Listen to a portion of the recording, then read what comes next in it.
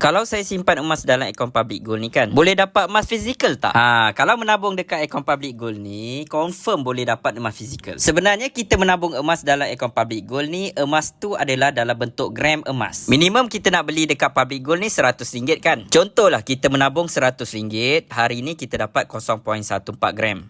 0.14 gram ni tak dapat lagi emas fizikal dia simpan dalam akaun emas. Kalau kita nak emas fizikal, kita kena kumpul paling sikit 0.5 gram. Nanti dah cukup 0.5 gram, boleh je keluarkan emas fizikal. Proses dia senang je, okey. Dekat apps Public Gold tu nanti, tekan button withdraw, kemudian pilih produk, masukkan alamat dan buat bayaran postage dan gold premium. Lepas tu dah boleh tunggu dah barang sampai. Mudah kan? Sebab tu kalau siapa yang bajet kecil, dia nak kumpul sikit-sikit emas, boleh gunakan akaun Public Gold ni.